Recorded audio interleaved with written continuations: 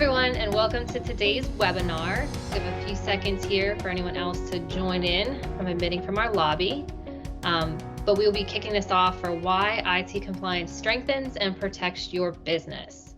So today you're going to hear from myself, who's the host. I am Nicole Martha, our marketing coordinator here at PGH Networks. We have Derek Geisler, our moderator. He is the director of sales and marketing for PGH, and our guest speaker is Timothy Wolfgang.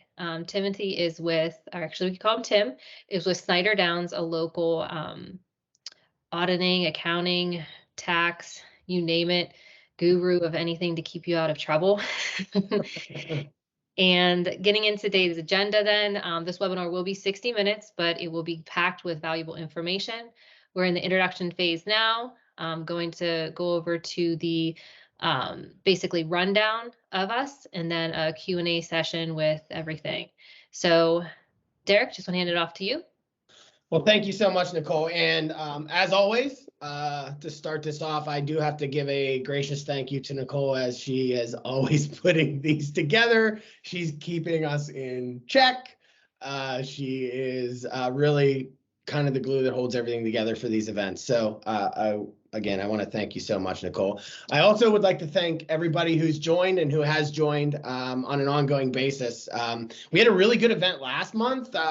We talked about cyber insurance, and I do think that this topic today, although it's can be somewhat seen as specific to specific types of verticals, it does actually expand out to every type of client and every type of business, because using compliance in an everyday business really just makes sense. So so that's what we're going to be talking about today. So that's exciting. As Nicole mentioned, we do have Tim Wolfgang here. Tim is the manager of IT risk advisory services over at Schneider Downs. And honestly, he's a good friend of ours over here at PGH Networks. We have worked with Tim both for PGH, right? We're currently working on our SOC 2 compliance, and as well as we've done a lot of introductions, and we've worked with some of their clients as well. So it's been a very good relationship. So if you guys don't know who Schneider Downs is, you should, because they do a really killer job. So with that being said, I will stop talking, and I'm going to go ahead and turn it over to Tim, and he's going to make compliance super fun and exciting. I guess we'll see. Yeah, I don't know about that lead in, but I think this is one of those topics that people, I don't know, they kind of roll their eyes at a little bit, but at some point most organizations will end up needing it or have questions about it. And that's why I like what I do a lot, because I can help people problem solve and give you advice. And that's big to me. I'm an auditor, and people are oh, they're just here to audit me. And really we see it as we can advise you and help you through your problems. So like Derek mentioned, Schneider Downs is based in Pittsburgh, Pennsylvania. We're in the PPG building. We work mostly remote now, but we also have an office in Columbus too. So what we're going to do today, though, is we're going to talk just generally what is compliance? What does it mean? We're going to talk about some of the common compliance frameworks. Depending on your business, you may have been asked about them. And if not, there's, maybe you will someday. So I'm just trying to give you some information on what to do whenever that happens. Then we're going to talk a little bit about, even if you're not required to have IT compliance frameworks in place, what you can do and how it can help you. And then generally how you would be, you would prepare for something like this, and then any general questions. So from there, yeah, so Schneider Downs, we are based in Pittsburgh. We cover, our primary jobs are as CPAs. I'm not a CPA, but that's what makes up the majority of our firm. So doing accounting, tax work, financial audits for our customers. I'm part of what's called our IT risk advisory practice. So we do a lot of IT related audits, as well as kind of internal audit work for people. There's about 100 people in our risk advisory group, and fun fact, we are the biggest risk advisory practice in Pittsburgh. And really the only organization that has more internal auditors than us in Pittsburgh is PNC Bank. So, I mean, yeah, so we're pretty large as far as that goes. And, you know, we don't just work locally. We have customers across the country and internationally.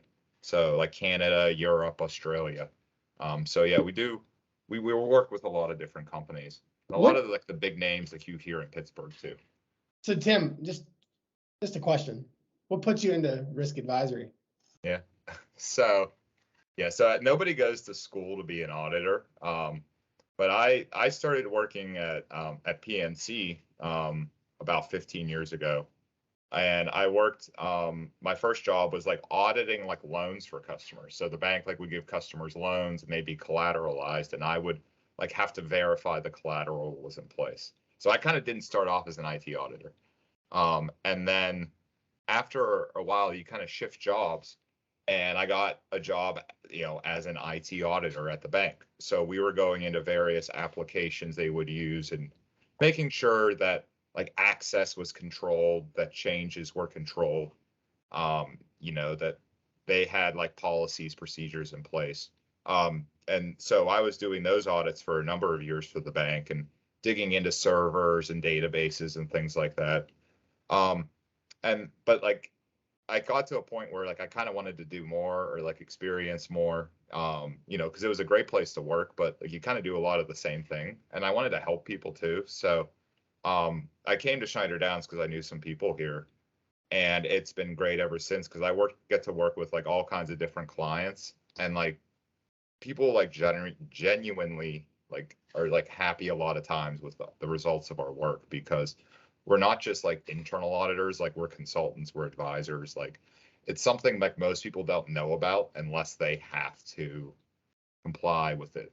You don't have like the necessary subject matter expertise. So It's interesting. Like I love that you brought that up, right? That the fact that like you were on like basically the client side, right, to start Yep. off, and you kind of moved into more of a consultant side, and you know, that's kind of what I've kind of always lived on that side. And the fun part about it is that you do have so many different viewpoints into so many different types of businesses and so many different challenges and things like that. Yeah. And honestly, I think from a consulting standpoint, I think that's really a lot of the value add that folks like you guys and even PGH bring to the table is really like, hey, we've seen so many different situations from so many different businesses of all shapes and sizes, and it's really helped. It's really helped. I think it helps a lot, right? To kind of help you go, well, you know, I've seen this before, you know. It's pretty interesting, and I agree, it's kind of fun. Yeah, everybody thinks they're like the worst at something, and then I go, oh no. You're Yeah, not the worst. yeah. So that, you know, and even if you are the worst, I won't tell you that. So So just a heads up, Tim, you it looks like you were sharing. I don't know if you're still sharing your screen. We're not seeing it. No big deal. why it turned off? Oh my gosh. It's always one thing, you know. It's only been like, you know what, like 3 years that we've been doing this like whole like remote screen sharing thing, and some of us still can't figure it out. Last year I did an event where I talked for a solid 3 to 5 minutes while I was completely on mute, had no idea, and the door was totally locked. Totally locked. I wouldn't let anybody in the door. So nobody knew until somebody like banged on the door and was like, dude, you're on mute. And I had to unmute myself and basically go all over again. That was fun. All Yeah, right, well, I'm trying to text him, call him, get his attention some way or another, like while not trying to be distracting on camera. Yeah, that was fun. So anyways, you know, moving on to the content, because we could talk today. Yeah, so I mean, I just highlighted some of our services here, but I mean, if there's a compliance framework out there, we've probably done something with it or know enough about it that we can give you advice on what you need to do if it's not something that we can help you with. Yeah, we're seeing a lot, you know, just from the pen testing and incident response right now, and business continuity, disaster recovery. You know, I know that's somewhat outside of it, compliance, if you will, but those things are things that we're getting taught, that are being discussed a lot as of late. Well, and those are things where, yes, they're not considered compliant, but a lot of the frameworks require you to do Yeah. things like have a penetration test done, perform an incident response test, so that way you're prepared whenever the actual thing happens. So Great. it's kind of all like interrelated. But anyhow, let's get into like what compliance actually is. And really what we're trying to do with IT compliance is protect data. So whenever you have an IT system that transmits, processes, or stores data, depending on what that data is, we want to protect it whenever it's within like that system. And what we're trying to protect is the confidentiality, integrity, and availability of that data. So confidentiality is exactly like what you think. We want to restrict who has access to it. Integrity is we don't want that data to become incorrect or get lost along the way. And then availability makes sure that users that have a need to access that data can get to it. So this is kind of like, the academic part of the presentation, but really, I think this part right here is important because lots of times IT compliance is only scoped to certain parts of your IT environment. So like if we're like trying to do like an audit around like HIPAA, we're not going to worry about your application that you use to like, pay your bills, like, QuickBooks or something like that. We're going to focus on where that, healthcare data is in the audit. So scoping is important whenever it comes to compliance, and we'll get into that a little bit later. And the way like we implement compliance is called governance, risk, and compliance. And you'll see it kind of like, this is like how we like kind of surround, that confidentiality, integrity, and availability. We have three kind of pillars of objectives or missions or guidance that we follow. And so the first is kind of like governance. It's like the who of this. So, who is in charge? Who is setting the standards that we need to follow? And that can be, company management. My boss says, hey, we need to, worry about ransomware. Or it could be, regulations. Like if you, work with like financial data or healthcare data or like credit card information, there's regulations and best practices and frameworks that you have to follow. And the way that we get there is through compliance. So that's where you're implementing controls. That's where you're kind of like monitoring your vendors that you use to make sure that they're doing the right things, and performing audits and things like that. And what we're trying to manage with the governance and compliance is risk. So risk is like the bad thing that can happen to you. And so we're going to get into like kind of these three pillars a little bit more. Yeah. So like I said, governance is basically the system by which an organization like directs and controls the information security of data, and kind of assigns responsibility for carrying out those objectives and like has oversight over it. And basically, we're trying to make sure that the risks are adequately mitigated and that you have controls in place to mitigate those risks. The one thing I always like to talk about, and like Derek, you've pointed this out to me too, is governance is not just like a one-time thing. Like you don't just go and do an audit. You don't do this once. It's like an ongoing process where over time you are operating controls. Over time you're doing activities to protect data. So every time you hire somebody, you're looking at that employee's job and saying, what do they need to have access to? Do they need to have access to this sensitive data, or do they not have a reason to? Are you doing those penetration tests on an annual basis, to kind of make sure that, you're protecting your data, things like that. Yeah, the interesting part with that, right, is because people are always looking for the smoking gun, right? Every time we talk to clients, like, what's that one smoking gun that I can just buy? Yeah. And I'm covered. And it's like, well, that doesn't exist. Unfortunately, like that smoking gun for IT security or cybersecurity or compliance, it's not there. It's not a thing, right? The cybersecurity is only half the piece of it, right? It's the documentation, and that's really where the compliance comes in, right? It's the documentation and the processes that go in place. Right. So like a great example is like a penetration test, because like lots of times people will like say like, hey, I've had a penetration test done. And we as like auditors will say, all right, that's awesome. What did you do now that you had that penetration test done? They probably identified issues. Have you taken, that report and said, these are our issues? Show me that you went and like fixed those issues or you took action to it, or, or if you couldn't fix them, kind of like justified why you couldn't fix it, because that's like the ongoing part of it. It's, not just buying a tool, but using that tool to make you better. And so that's like a very common thing that we talk about with people. Yeah. So yeah, a great point. Yeah. And then, compliance is, how we mitigate risk. So, it's going to be influenced by different things. Like I said, management, can kind of set the tone and say, hey, we want to be better.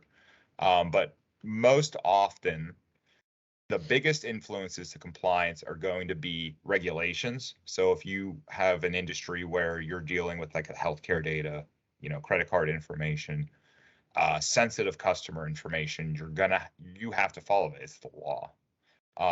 The other big driver of compliance is going to be customers. So like your customers, depending on, their like level of governance and compliance, may have requirements that they push down to their vendors. So like, if you, are like, let's say like you're working with like a bank and you're providing a service to it where you get like that bank's customer information, they're going to say, hey, you need to protect our data to the same level that we would protect our data. And so like that's often, you get like an RFP or you get a contract or, customer due diligence. They're going to want to say, hey, show us, your SOC 2 report, show us your ISO certification, those kind of things.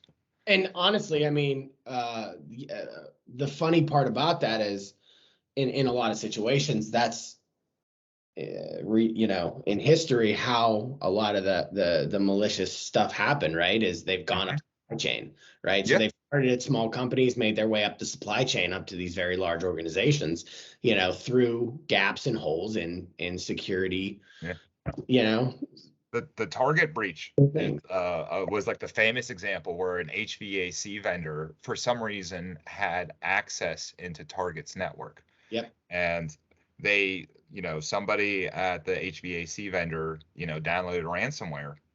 Now Target should have like why this vendor had access to the network is like a crazy, story. But regardless, they were, the attackers were able to leverage that access into Target's network to escalate, their rights and then start, moving through it and going from wherever this, whatever rights that, HVAC vendors, account granted into actual things like, the credit card, payment system, at Target. So yeah, it's a pretty wild story, but that's just it, like, do you know, like who's connecting into your network, or who, has access to it, like things like that are compliance. Yeah. And then, I mean, what we're really trying to mitigate is risk here. And, the way we define risk is the impact of an event occurring. So impact can be, the dollar amount, that something could, cause, like what would be like the cost to fix it. Or more often than not, we kind of define it as, hey, a low impact is you wouldn't really notice it. Like it wouldn't cost you any time or resources. Whereas like a major impact, like your company would cease to exist if it happened. And then the likelihood of occurrence is the other item like we're trying to quantify with risk. And that's like, how often is it going to happen? So like something that's probably very likely occurring with most people is like phishing. You're probably getting like phishing emails, on a regular basis. Something that's very unlikely, like here in our region, would be like an earthquake. Like that would be incredibly unlikely to happen. Yeah. But it's interesting that you mentioned that though. So I mean, just looking at you have to look at this holistically, right? Because you're not just talking about cybersecurity risks. Yeah. These are natural disasters, flooding, earthquakes, everything, right? Or just simply a failure in a piece of hardware, or all of this stuff plays when you're looking at your risk matrix. Yeah.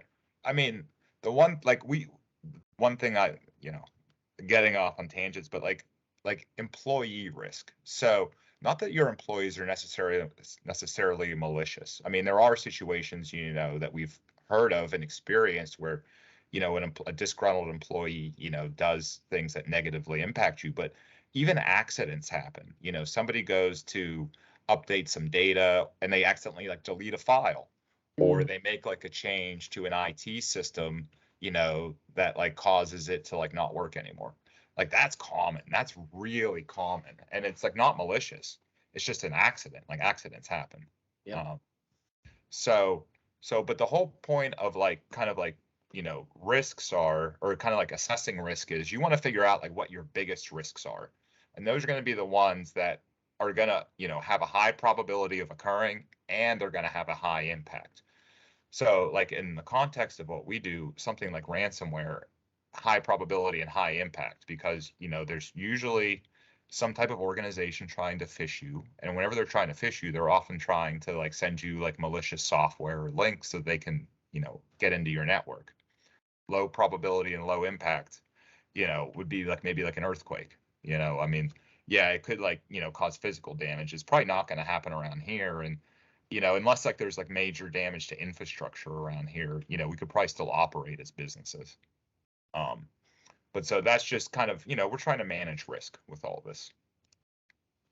And the way like we kind of take like maybe a risk that's extreme here, you know, high probability and high impact, and get it lower down on this, you know, matrix, you know, to a medium or low risk, is by implementing controls.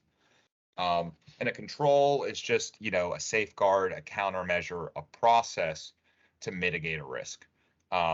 So, you know, we have the example here of antivirus. You know, a virus, you know, could, you know, cause a big impact to you. You put antivirus on workstations and servers, and you've taken a risk, you know, that was big, you know, extreme, and maybe mitigated down to medium or low. In the example of like a natural disaster, you know, maybe you have your data, you know, stored like offsite in like a different location where if there was an earthquake, it wouldn't be affected by it if it was stored like in another data center, like backed up like 100 miles away. And whenever we talk about controls, there's different types. Since we're talking IT, there's the technical controls, which are those that like you set up on your servers, your workstations, your network, your applications. You know, passwords are the easiest one. We all have username and passwords that we have to use to get into various systems. So that's a technical control. Yep. And then we have like the administrative controls. So those are going to be like policies and procedures, which I know like everybody like loves, but loves to hate. But you know, the policies like give guidance to people. So like they set the standard on how you're going to implement those technical security controls. So the password policy is going to say, hey, we need to, you know, configure our systems to be, you know, 12 characters long. And then that way people know whenever they're going to do things, this is what I need to do. Because otherwise you end up with different processes, you know, or inconsistent processes, and inconsistent processes, you know, can increase that risk. And then, you know, the last type is what we call compensating controls. So sometimes there's things you just can't do to mitigate risk, but you can say, we can put a compensating control in to kind of reduce that risk. So let's say like you can't set like strong passwords on a system for whatever reason. You know, lots of times like a third-party application, you can't change it. So you say, maybe I put like multi-factor authentication in to add like an extra layer of protection. Yep. So these are examples of like controls. And really what common compliance frameworks do is they are just a list of controls that you need to put in place. You know, and basically the compliance frameworks are either going to be like published by like what we call like industry like groups. So like the AICPA, like, you know, American Institute of CPAs. They publish the guidance for SOC reports. You know, SOC, I think SOC 2 is like, you know, I think a lot of people know about SOC reports. And then there's also the regulations, and then like best practices put out by like organizations like NIST. You know, they provide like, hey, like, you know, we want to protect, you know, the you know, United States. Here's like how you can do it. Yep. And like the one thing that we always like tell people is like a lot of compliance resources have a lot of overlap between the requirements. So Like, I'm going to go through a couple common ones. Like, if you are compliant with one framework, you're probably 70% of the way to being compliant with another framework, which is, a nice thing to be able to do because, you might say, what's like the end all be all, or which one should I do? Well, it's going to kind of depend on, what your requirements are from a regulation perspective or a customer perspective. But if you choose one, know that it's probably going to get you well on the path to achieving any others that you may need to be compliant with down the road. Yep. So yeah, like we said, a framework is something that's like published by like an industry group or like an authoritative source. And it's not like mandatory that you have to comply with these. These are optional. Like I said, customer requirements lots of times drive these. But like the NIST cybersecurity framework is put out, by the, National Institute of Standards and Technology. They're kind of like a government associated body that publishes various standards. ISO is another big one. The one that we do the most work with are SOC reports. So SOC 1, SOC 2, and SOC 3. The guidance for those is published by the American Institute of Certified Public Accountants. And I think a lot of people think it's crazy that like CPAs are like defining like IT security requirements. I think it makes total sense.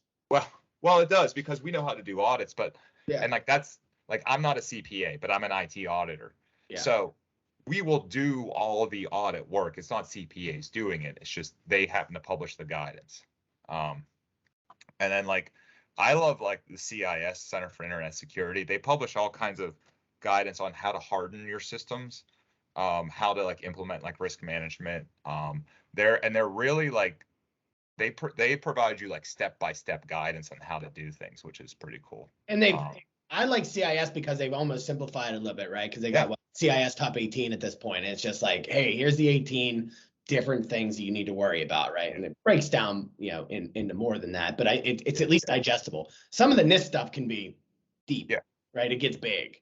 Yeah, well, like, and that's a great point. Like, a lot of these are written in ways that if you're not experienced with like security or controls, they're hard to decipher. I feel like CIS is like the most like, the guy off the street could like understand like what it's saying. Cloud Security Alliance, if you're using like Amazon, Azure, Google Cloud, has like great guidance for implementing controls in a cloud environment. And then CMMC is a new one. It's not required yet, but if you're doing business with the Department of Defense, you're going to need to implement controls related to CMMC in the near future. And they have something like 300,000 contractors that they use. So it's going to be coming down the road here in a few years. But it's based off NIST kind of. Yeah. And then regulations. So these are, government, essentially has said if you're dealing with certain types of data, you need to follow these regulations. So like HIPAA is one like that's touched all of us. Anytime we go to the doctor, we have to sign like the paperwork about HIPAA. And basically it's to protect our, personal healthcare information. Payment card industry standards are if you, accept credit cards, the payment card providers, so like Visa, MasterCard, they require you to be compliant with PCI. And based on like how you accept credit cards and the number that you accept, then there's different levels of requirements. FERPA is related to how universities kind of store and handle student data. GDPR is related to, how the data of citizens from the European Union are handled. So like a lot of companies, have customers like that are in Europe and things like that. So they need to worry about GDPR. And then Gramm-Leach-Bliley is like for banks and like financial institutions to follow. So quick question. Why do you think that these regulations were put in place? Because I don't think that the data was being handled appropriately, or there was like a need to, take action, to protect data. So like GDPR was because like companies like Google and Facebook were taking, everyone's data and selling it and making money off of it. And You know, like if we were on Facebook, I mean, we didn't even know like what they were selling. I mean, it's pretty much everything, you know, about you. And you know, making a lot of money off of it. And we had no way to like control that or restrict that. And so that's like why like GDPR came around, because like those massive companies, you know, there needed to be a way to regulate them. There needed to be a law to say, hey, you know, consumers need to be able to control their data. They need to, you know, if you don't want Google to sell it, you know, or you want Google to delete all your data, there needs to be a mechanism to do that. Yep. So Yeah, and the reason why I asked is I think people have this idea that these things are put in place for no real apparent reason. And it's like, really, the reason why these rules or these regulations were put in place is because something caused these to happen, right? Lots of things generally. It's not normally just one situation, right? It's not just that, hey, Facebook sold a bunch of stuff every once in a while. No, this is a problem, and we have, and the government had to address it, you know? So, So yeah, like a side note. So like I know like we all worry about like our social security numbers being like sold like on the dark web and things like that. And yeah, like there's like dollar amounts that you can like assign to like an individual's name and social security number. Um, it's the value or like the cost of like your like health records is much greater, like orders of magnitude greater. So I think, you know, you could say like somebody would pay like $250 to get a copy of like your medical records like on the dark web, because they can use the information in there to do a lot more or cause a lot more damage. It's more financially rewarding to them. So that's kind of like, you know, think about it. Well, we need to protect healthcare data, you know, at a high level, just because it's worth a lot to people with like malicious intent. When I do our cybersecurity like training for clients, I always say like you get your health records and you have yourself your own little doppelganger running around, right? You know, they're basically become you. Right, exactly. Yeah. Think about like how like you authenticate to things, or like how, I mean, your social security number is going to be in there, number one, but you know things about people like that could be used to answer security questions. Yeah, you could fake somebody, you know, with all that data. So yeah, it's pretty fascinating. So I'm going to cover a few common compliance frameworks.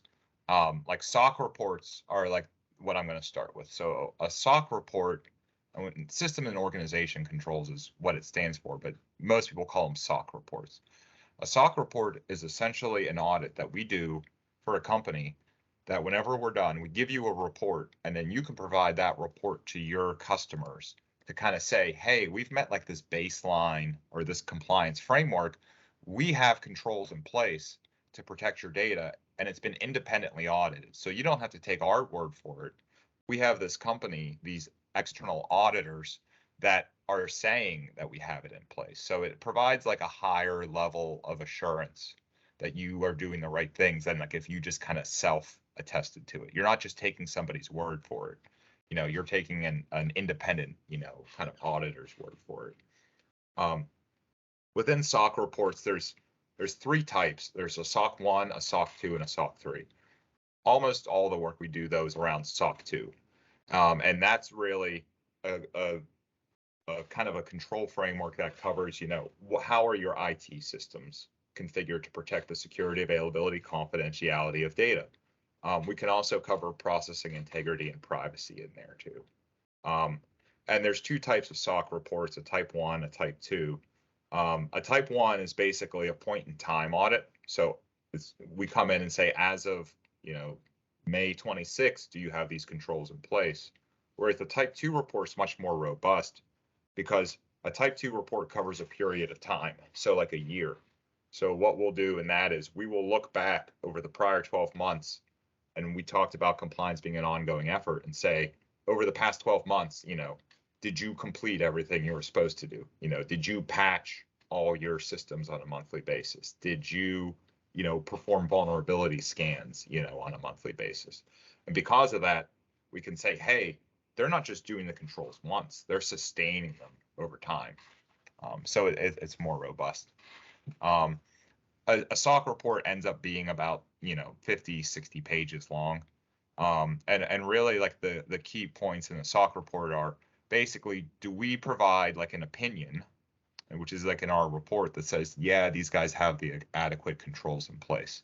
And then in our tests and controls, we'll identify if there are any exceptions noted in our work. So, so a SOC report's a big thing. Like, if people have questions on SOC reports, I'm always happy to talk to it.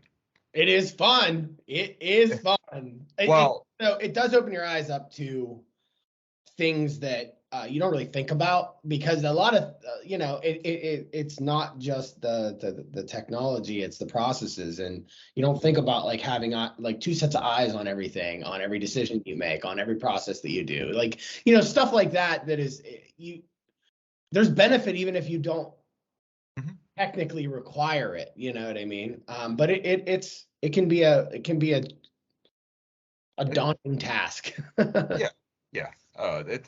Yeah. Nobody just like comes into any of these like cold and is able to do it. Like there's always like work that needs done to prepare for it.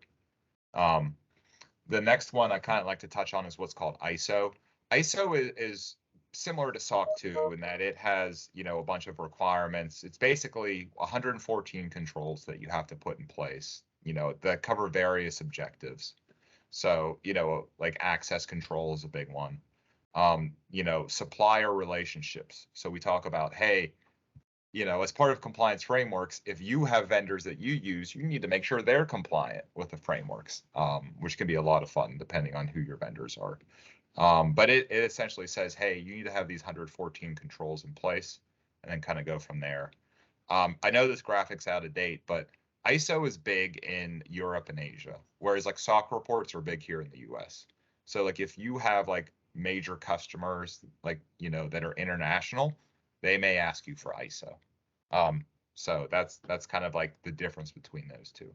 But ISO and SOC 2 are both part of those frameworks that are optional. You don't have to do them. Whereas the next two I'm going to hit on, HIPAA is required. Like if you have electronic personal health information, then you have to comply with it. And it's regulated by the Office of Health and Human Services. They won't audit you against HIPAA, Health and Human Services won't. But what will happen is if you have a breach of data, they will come in and fine you if you're not compliant with HIPAA. So it's kind of like one of those things, nobody's going to check up on you until you have a problem. Then whenever you have a problem, they're going to say, were you HIPAA compliant? And if you can't prove that you were, they're going to fine you. And they tend to have pretty like significant fines. What I tell people is, because the fines are generally, correct me if I'm wrong, they're associated to the number of records that kind of leak. And when I do the cyber training for people, we go through and we look at like some of the breaches and how many records were leaked and things. And these are like these breaches, they're not like, oh, I lost 20 records. It's like these are millions of records that get lost. So that's why the fines can be so painstaking, right? And so aggressive.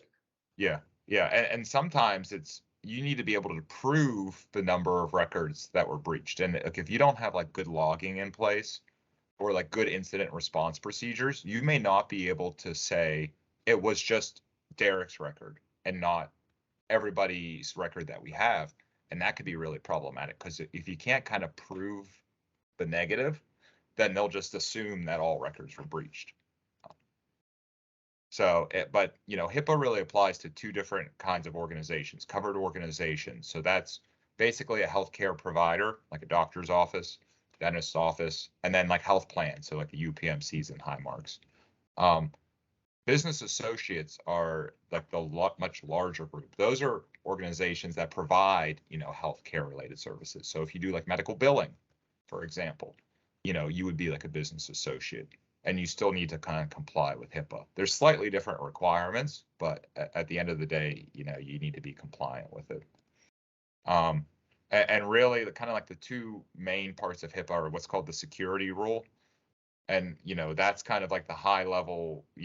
What are the IT security requirements? So that's going to say you got to do your penetration testing, you got to have passwords. It's also going to be those things like you talked about, Derek, where you have to provide training to everybody in your workforce about HIPAA. Like I'm the guy that makes you guys do the security awareness training. So, you can blame me for that if you want. And the other part of HIPAA is the breach notification rule. So if you have a breach, you basically need to have a process to notify the Health and Human Services Office of it. And then you need to notify other organizations you work with that you have a healthcare. And there's actually a timeline on that. Like Yeah. I think it's 60 days or something, like 60 days to actually notify, or at least the last I had seen. So yeah, you have So, to understand. like if we're doing like like there's like about 20 different requirements that we have to check for. Like you need to have like a breach notification policy. And then there's like 20 different things that we have to check for, like in your breach notification policy, like as part of a HIPAA audit. And like, yeah, reporting timeframes is one of those, like contact information is like another one, those kind of things. And then the last one I'm just going to hit on real quick is PCI. So like if you're accepting credit cards, processing credit cards, things like that, you need to be compliant with PCI. And it's based on like what you need to do for PCI is going to be based on like how many like credit card transactions you have and like the total dollar amount of like those transactions. So like a small company, maybe you're only accepting, a handful of credit card transactions a month. You just need to do what's called like a self-assessment, where it's kind of like you fill out like a checklist that the PCI will give you and say, hey, yeah, I got a firewall. Yeah, I encrypt my, data in transit. If you're like a larger organization that accepts, thousands and millions of credit card transactions, so like Sheets, or GetGo, for example, they need to have an independent audit done by like what's called a qualified security assessor, or QSA. So that's where like somebody will come in and actually audit like their cardholder data environment, make sure like it's all up to snuff. And it just covers, the general different types of data that's on your card, whenever you swipe it, or we still call it like dip the chip, or whatever you want.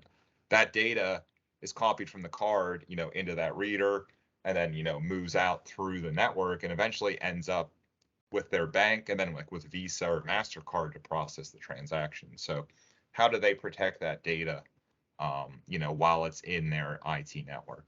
Yep. It's kind of what it all covers. And there's just, here's some of the general requirements. I don't think we need to get into those, but, similar to like what we've like talked for before, you need to have security policies. You need to kind of monitor and test your network. So that goes back to like that penetration testing requirement.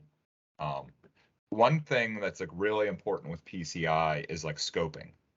You want to have like a segregated environment for your credit card data that doesn't touch your other like servers or databases or things like that, because the PCI assessment only cares about your cardholder data environment. So like if you can like limit that through like network segmentation, like firewall rules, then you only have to audit that little sliver of your IT environment and not like the whole thing, which, makes your life a lot easier.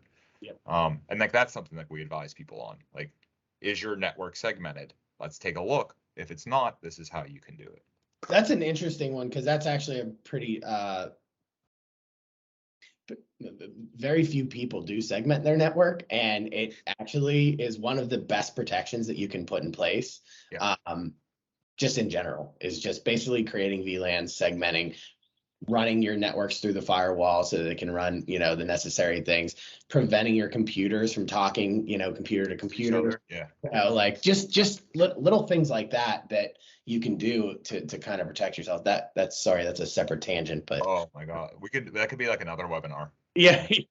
Because we can have our penetration testers come and talk about that. Yeah. Because that is one of the first things that they try and do. Is most of the time they can't just like break in like through the front door. They kind of like, slide open a window a little bit, kind of like work their way in, and they try and escalate through. Yeah. And if you have good segmentation, they can't pivot, from one way to another. Yeah. But yeah, they don't find segmentation, is not usually great. But then we can help you put that in place. We can say, this is how you do it, give you advice, things like that. So, okay, we'll keep moving here. I think this is, what I think, is most useful to people is, how can it, protect your organization? And like, I think we've like hit on some of these before, but, there's events that could occur that could have a significant financial impact, or kind of, negative, like what I would say, like news impact, PR. Like you don't want to be that company on the news, whenever, you've like leaked all your customers' data, or you don't want to have to contact your customers and say, oh, like we had like, you know, an intrusion and like we lost like all of like the data that you've sent us is now like on the dark web. You don't want to be like that company and have that bad press because it can lead to, you know, lost customers, lost sales. If, you know, there is like we've had situations, and I lost my train of thought. Oh, I know. We've had situations where there's like ransomware, and like the cost to fix the ransomware the company couldn't, you know, bear. You know, if you didn't have good cyber insurance in place, even if you do have cyber insurance, like some of the deductibles on that are crazy right now, you know, Yeah. like $500,000 and stuff. It's going up and up for sure. Yeah. I mean, there was that Lincoln College that had to close because they had a ransomware attack. Yeah. So really, like, you know, what are things that keep you up at night? What are things that could cause like your company to like not exist anymore? You know, well, compliance frameworks are meant to kind of help put controls in place to protect against that, to prevent those from happening. But I think like the big one that like people come to us with is it's part of the sales cycle. And their customers are kind of pushing their compliance requirements down on you. So I think like that's like why like we talked to you guys, you know, because you had, you know, about SOC 2, because you wanted to show to your customers, not only are we doing our jobs, you know, administering your networks and things like that, providing training, we want to show that we're protecting your data that we're storing for you and that we have the right processes and procedures in place. Well, I think it also comes down to eating your own dog food a little bit too, like especially for us, right? I mean, it's like, look, we're making recommendations to you as an organization, and we should be following the recommendations that we're making to you. And also, we should be knowledgeable enough through our own, circumstances that we can legitimately make these recommendations, Yeah. So if you live it, you can make recommendations and feel very comfortable with the recommendations you're making are logical. Right. So, yeah. So like I know like lots of times customers will say, "Hey, I have to have a SOC report by September 30th." You know, I have a customer that's requiring it. And so we'll say, "All right, we'll get you there." The other big thing is that a lot of companies are now sending out these like vendor security questionnaires. So it's like, 50, 100, 500 questions, depending on the questionnaire, that says, that asks all about, your IT environment, your IT systems. And they're a pain to fill out, especially if you have to do them over and over and over again. And lots of times, like being like SOC 2 compliant or ISO compliant won't get rid of them, but they'll allow you to reduce the scope of them a lot. So instead of having to answer 100 questions, you have to answer 20 questions. Or you can map the SOC 2 or ISO controls to the controls in that questionnaire, and you can say, hey, I had an audit done. It's not just me, kind of saying it. So, well, the third piece of that, right? I think right now at least is cyber insurance.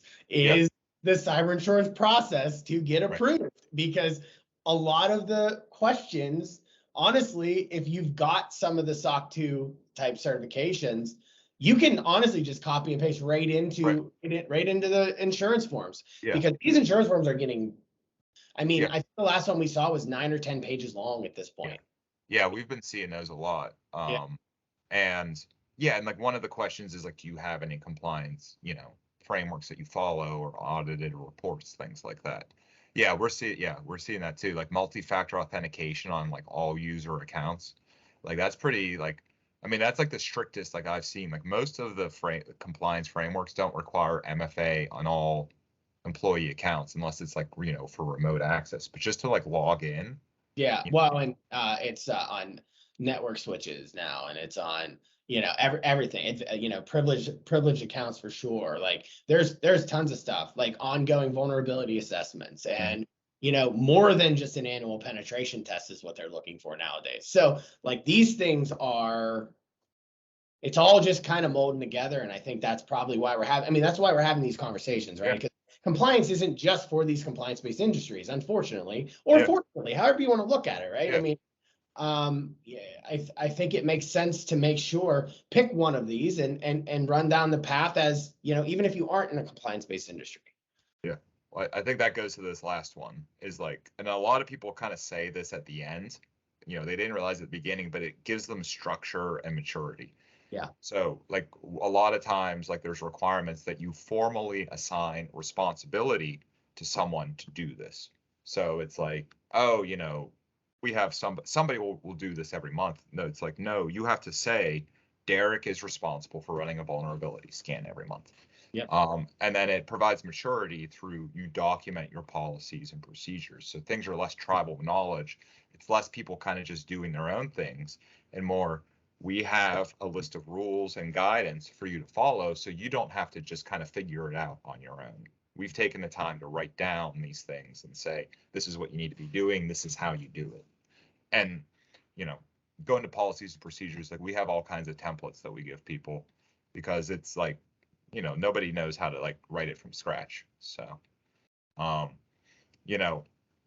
I think, we've kind of covered off on common controls, business continuity, disaster recovery, and incident response. You're right. Those are pretty big areas. The things that we talk about are, do you have a documented plan? Do you test those plans? Oops. Big one. Yeah. Big one. Do you I always say, like, actually yeah, you test want to the practice it before you get there. And we can even help facilitate like a practice, for people. Like, because you're like, how do I practice it? And we're like, all right, we can do that. So, but I think we've kind of covered off on controls and things like that. I know we're running almost out of time. Yeah. Talked about the sales cycle a little bit. But the last thing I want to talk about, real briefly is just how do you become compliant? And I think, engaging with a subject matter expert is what you need to do. And like we always like can give you initial advice, but a big problem is a lot of people don't, unless you have like information or IT security people in house, you don't have this like just sitting in your brain, like knowing how to do it. So lots of times whenever somebody comes to us and they say, I want to get a SOC report, we say, all right, we should do like a readiness, which is kind of like a practice audit. And that's like, something like you guys probably do too, because you don't have to, there's not like to do the audits, you have to have like certifications or, things like that Schneider Downs has. But to do like a readiness or provide advice, it's just, you don't have to have any like special knowledge, but we'll do like a readiness to kind of go through and say, here's everything that it requires. Do you have this? Do you have it? Show me what your evidence is for it. All right, if you don't have it, this is what you need to do. And kind of give you like a roadmap or project plan. Like all government things, these things read like Braille. I mean, they read very, very, very. I could pull one up if we have a minute, but then what you'll do is you'll kind of work to close the gaps. That's where we can't help you as auditors, because we have to maintain our independence, but we can give you advice. We can direct you to the right people. Like, hey, like I know Pittsburgh Networks, they'll know how to do this for you. Yep. Once you close all your gaps, we'll do an actual audit. An audit is where we'll interview people, we'll inspect evidence that you give to us, and we'll kind of verify that what you should have in place is actually in place. So like we'll look at like lots of screenshots. Like an IT auditor, you get to look at a lot of screenshots, of different things and different configurations and things like that. And then there's like usually like a reporting functionality that we do. The reporting can be kind of like internal, just for management. So if it's like an internal initiative that you want, we can do a report for management, or we can do like external reports that you can share with your customers to provide them like assurance that, this is all in place. So last thing I'll hit on is just keys to compliance success. This is the top one right here, is executive buy-in, because they're going to set the tone. They're going to make sure that the necessary resources, whether it's money, time, or people, are allocated to achieve compliance success. Because it's not like, a 10, 20 hour engagement, to do that. You need to have people whose job responsibilities on an ongoing basis are to maintain compliance. And it's not just like IT that needs to do this. You need to have human resources involved. Things like background checks and in training are important in a lot of these. Operations, are important. Executive management needs to, be receiving, kind of reports on it, summaries of your compliance activities. And then your third parties need to be on board with it too. So you need to make sure that they're, SOC 2 compliant, or you have to send your own vendor security questionnaire to them. And then, you know, it's just, again, like we'll finish up with, it's just part of like your daily, you know, processes and procedures that you do. You know, it's just a routine thing, like brushing your teeth in the morning, locking the doors on your house. That's how you kind of have to look at compliance. It's just, you know, what we do to, you know, maintain things. Like if I don't brush my teeth, like that's not going to go well after a while. You know, if I don't like patch my systems, that's not going to go well after a while. And, you know, that's kind of, you know, how you are successful on an ongoing basis with compliance. But, you know, really, like I always say, like if you don't know what to do, like, you know, we're always happy to talk and give you some initial advice and tell you how much something's probably going to cost, how long it's going to take, and, you know, how to, you know, how you need to, you know, deal with it. So that's what we do. Yeah, is the juice worth the squeeze? So just a couple, I have a couple questions personally, that I think might be beneficial for everybody. You know, so Tim, what do you find that you know, are the biggest challenges for organizations that are trying to follow a compliance framework? I think it's like resources, like not knowing what to do, not having that in-house, and then taking people whose job it is, like whose job isn't compliance, you know, like whether you're a systems administrator or like, you know, an operations person, and having to learn how to do all this. Yeah. It is like the big thing, and having the time in a day to do it all is like a big challenge. So, so and people tend to listen to auditors. So like we try and get in front of like, you know, senior management a lot of times, and like we explain this is what you have to do, and that kind of usually helps facilitate things like that. yeah, absolutely. That's there's a lot of fun in security and auditing, you know what I mean? Fear, uncertainty, and doubt. And that makes people nervous, and nervous makes people do things. You know what I mean? They get their butts in gear, if you will. So from 0 to 100, if you will, you know, how long does it normally take for somebody to implement a compliance framework? If they started from nothing, right? They just found out that they have to be part of a compliance framework. How long? Yeah. I mean, generally from the time that you do that readiness to closing gaps to getting the reporting done, because sometimes the reporting can take, you know, 2-3 months to do. And the audits, I'd say anywhere from like 3 months to a year is typical. And it's just going to be like how, you know, what's the compliance framework? Because some of these are easier to do than others. And then, you know, what's the, you know, organizational priority to do it?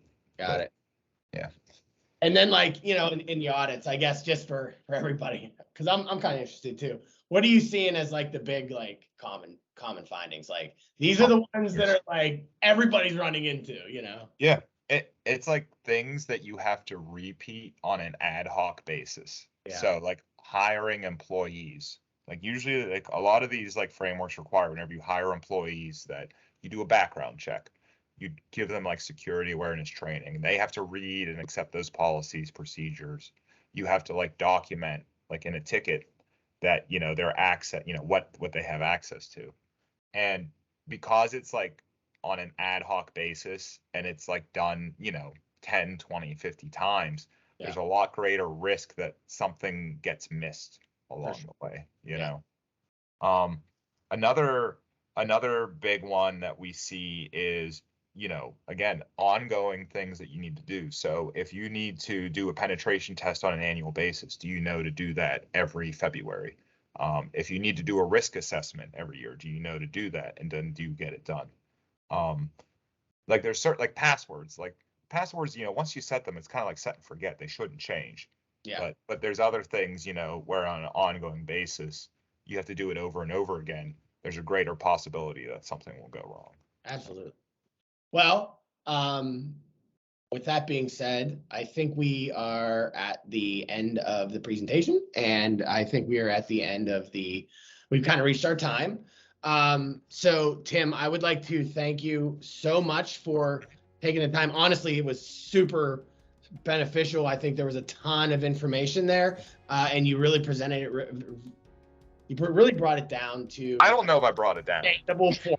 It's dry subject matter. It absolutely is. So, guys, I as I'd mentioned before, we do a lot of work with Schneider Downs, and you should too. So with that being said, if you are interested in getting more information from Tim and his team, or even some of the other teams at Schneider Downs, right?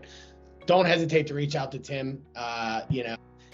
Nicole has put all the information on a slide because she's so awesome. And if for any reason you don't get this and you don't watch the event afterward, you can also email. Who should they email, Nicole? If they aren't able to get a hold of Tim, we should go to Marketing at PGH Network. Yes. If you email us, we'll make sure we get your information. We'll make sure that we get you Tim's information or vice versa. And again, I would like to thank both of you guys for joining, for being part of the event. Thanks everybody for joining on the event. We will be posting this on our YouTube channel, and stay tuned for next month as well. We're still coming up with some content for next month, unless Nicole already knows what it is. I do, actually. So it's going to be June 23rd at 11 a.m. and it is cyber myth busting. So we're going to take some of the cyber ideas that everyone likes to have and either determine if they're fake or false. Yeah, fact or fiction. True. Huh? There we go. There you go, Mythbusters. All right, hey, we don't just do IT here. We remake great television, evidently. That's cool. I'll have to check that out. Absolutely, Tim. Again, thanks so much, man. And for everybody that joined, thanks a lot for joining, and we'll catch you next month. Okay. Yeah. All right. Thanks, everyone. Thanks, guys. Take care. Bye.